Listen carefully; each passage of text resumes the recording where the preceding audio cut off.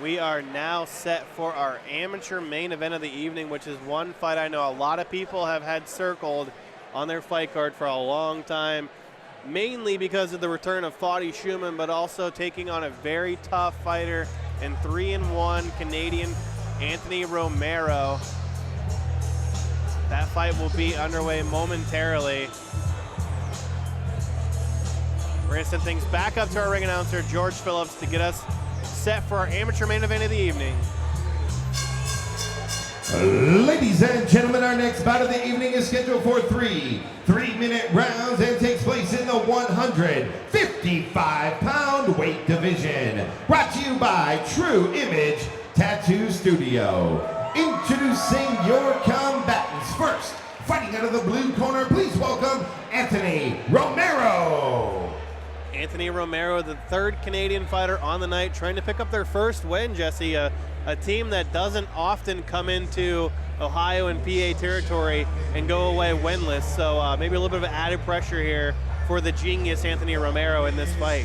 Well, he's getting things started off right by walking out the DMX. Let me just put that out there first of all. So major points on that one. But Anthony Romero said he's trying to get as much experience in the amateurs as possible to try to get himself ready to make that leap into the pro bouts. But he wants to focus on his strengths tonight and try to control the cage with cage presence and push the pace as much as possible.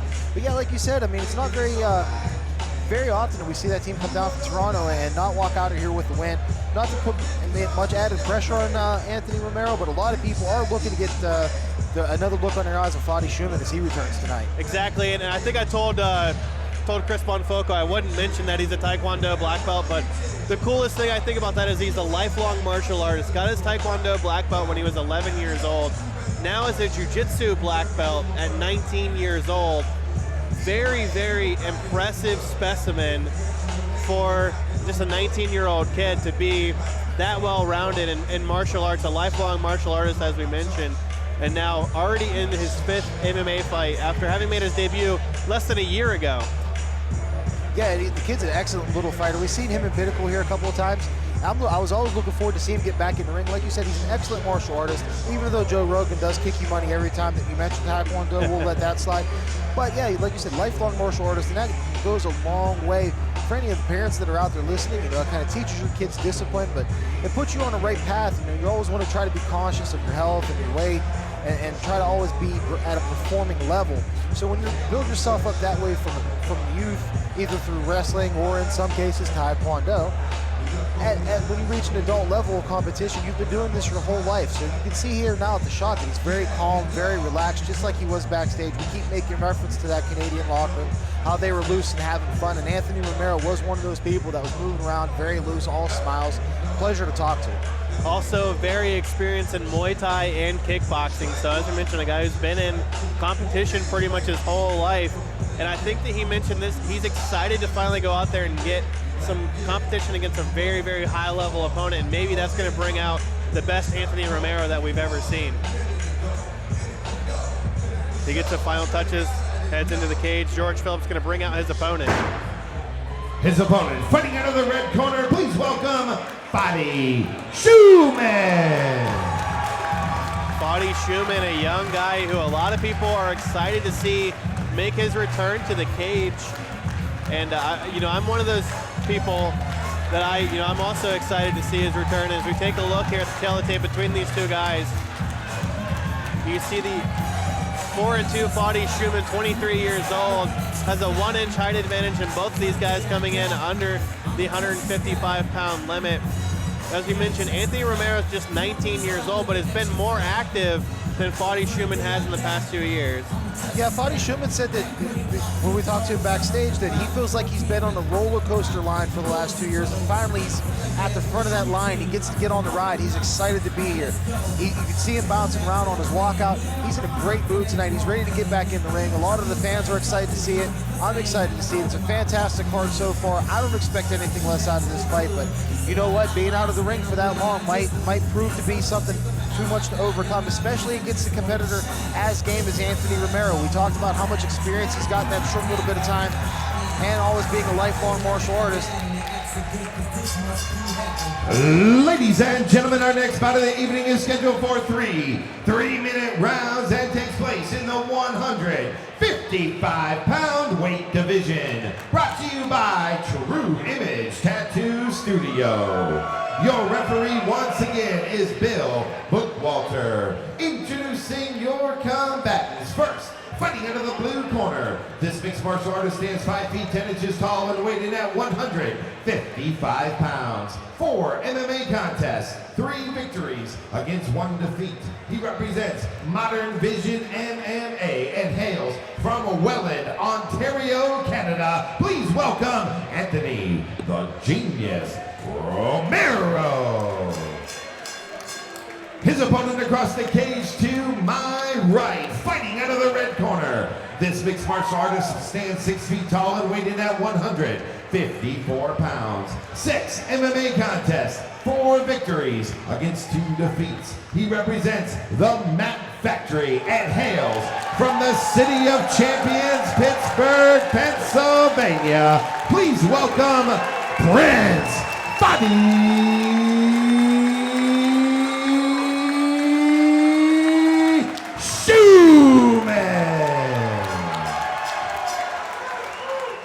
Set to go here, amateur lightweight action. Anthony Romero in the black, Fadi Shuman in the gray. Bill Bookwalter is your referee for this one. And I wanted to mention that Fadi Shuman did make the transition to the Mat Factory and said that Isaac Greeley, he believes, is the best coach in Pittsburgh. Well, you guys keep making reference to the Canadian locker room, how loose and relaxed they were, but Fadi Shuman has come out here and looked very relaxed, very calm, and he really looks like he believes this cage is his tonight. Yeah, definitely. The Mat Factory definitely doesn't produce any slouchers either. You saw Fadi looking for the takedown early, but now Romero with the pressure up against the cage, looking for a takedown of his own. I think both of these guys are very comfortable no matter where this fight goes. But Romero trying to now does get the little trip takedown. A little body lock trip takedown there from Anthony Romero. Now in half guard on top. We've seen Fadi fight off of his back multiple times before and actually able to pick up wins off of his back when he fought the likes of Izzy William early in his career. Now regains guard, has that half butterfly guard off of his back, does Fadi Shuman. Kind of a little bit of a slower pace, I gotta admit, than I expected early on this fight. Both of these guys, though, are very experienced. Yeah, Shuman playing with that little open guard right now. You want to try to expect maybe Romero to look to try to pass, but not doing a whole lot of damage by staying in the guard and delivering as many blows as he is. Yeah, he's doing a good job of keeping Fadi pressed up against the cage. It's very hard to do much off of your back from that position. This really is a grinding position to try to wear Fadi out, but like we mentioned about staying relaxed, if he can stay relaxed here and keep his composure, it won't have that same type of effect that Romero might be looking for. Romero with the good position up against the cage, looking to try to pass. Fadi regains guard here, has a closed guard. And he keeps opening up that guard almost immediately. So you gotta think he's looking for a sweep here or something off of his back.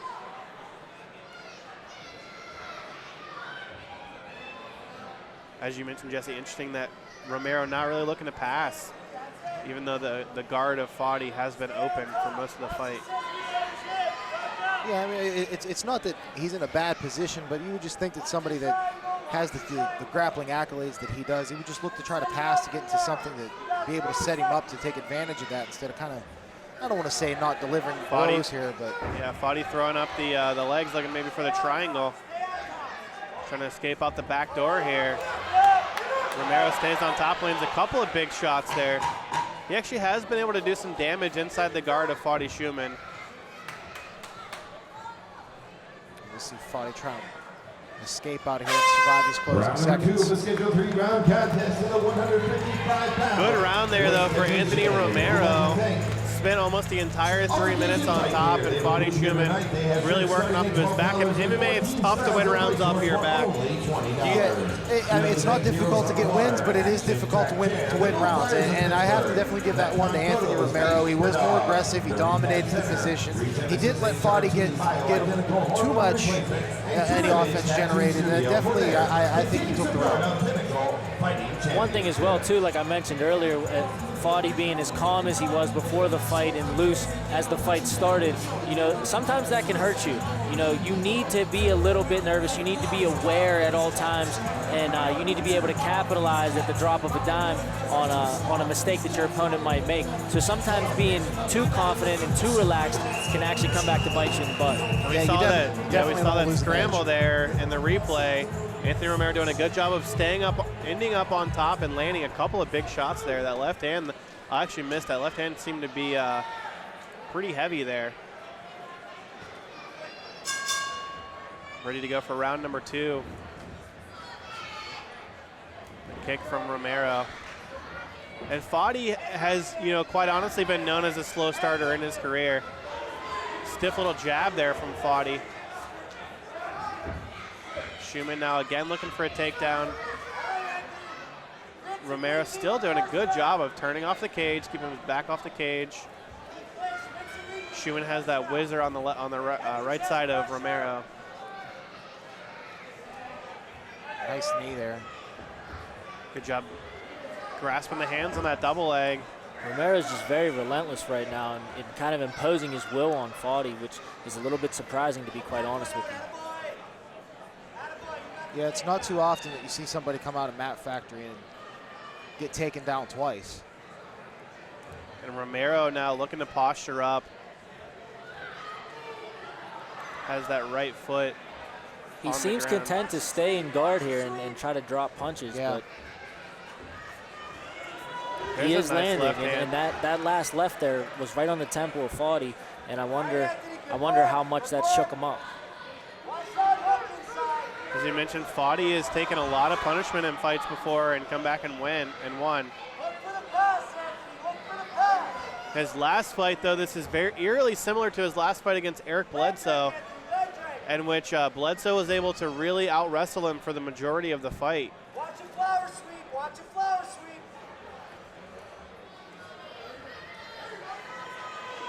Fadi's still looking to play jiu-jitsu off of his back here. Yeah, I mean, you see him throwing up these triangles attempts, but Romero posturing up, getting out of it.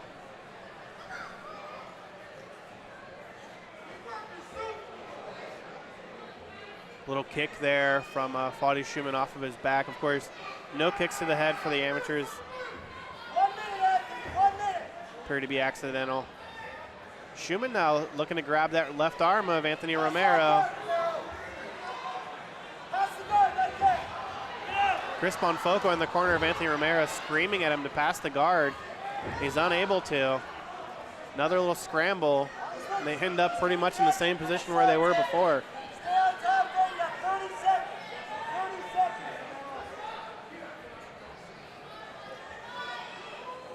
See the little short little left hand there from Romero.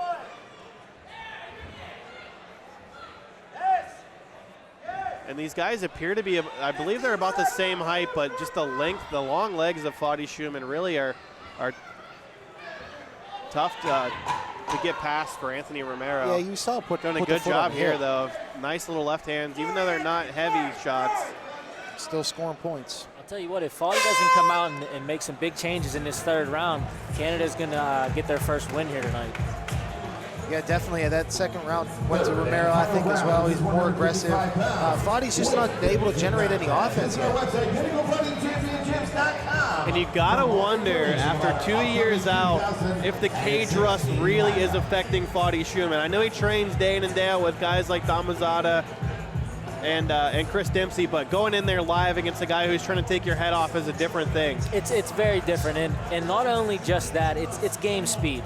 Okay, you can do anything you want in the gym to try to mimic, you know, a real fight scenario, but you just can't do it. The nerves and the emotions that go into it, and then compounded on all that, you have a guy out there that's really trying to take your head off. You know, your training partners, you feel that sense of calm, because you know that in certain situations they're not going to take it to that next level and really hurt you, where your opponent in this cage is going to try to hurt you. So it's a whole different type of stress level, and it's completely different, to be honest with you. That's a good point. Our mutual friend Kama Worthy has a famous phrase saying, "My job is to go in there and kill you. It's the ref's job to make sure that doesn't happen."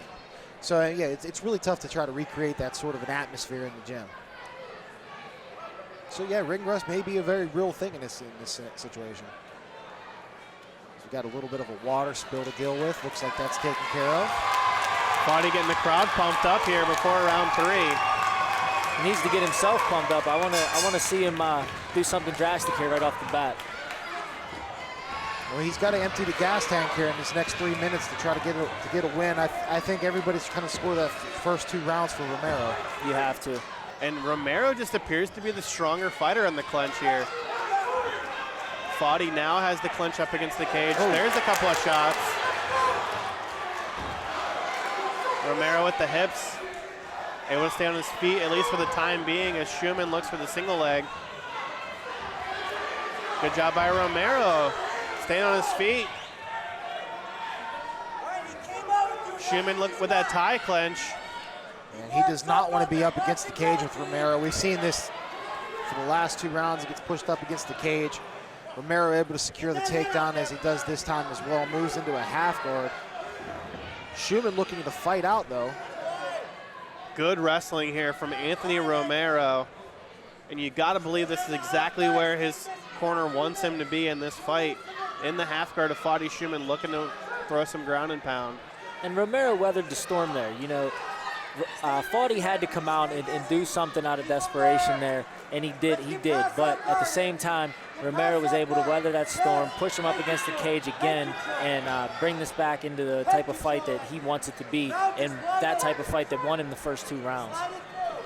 Good job using that forearm there on the chin of Fadi Shuman. And back to his feet, 1.5 minutes left to go here. The crowd coming alive in Fadi's corner, absolutely going crazy as he gets back to the feet. Big left hand just misses there as Romero ducks under it. Now they're standing and trading. Another stiff jab. Both guys here trying to go for broke. Nice level change there by Romero. Gets the fight to the ground, but Shuman on top. Elbow to the body there from Fadi Shuman. Romero looking to sweep, but Fadi mounts him. Romero's hurt. 45 seconds left. Romero looking to end up in the guard of Fadi Shuman. Fadi trying to grab that arm.